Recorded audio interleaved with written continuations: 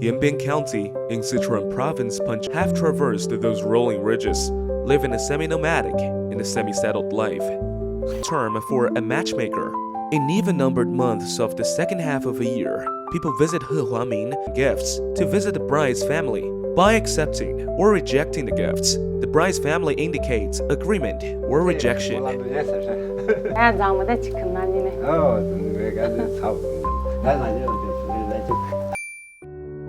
Within a month, if the bride's family has not returned the gifts, the developer will pay another visit for the engagement. At the engagement banquet, the engagement must be witnessed by at least 6 pairs of elders from the bride's family. Among the wedding preparations by the groom's family, the most important task is making a gown for the locals. Immerse themselves in the grand Lisu pine needle feast and their beloved bonfire dance. Joyous celebrations continue at the bride's home until the 3rd day. The groom's family, long awaiting, is about to host another ceremonious banquet. The pig liver at a gate-blocking banquet represents loyalty and unwavering commitment.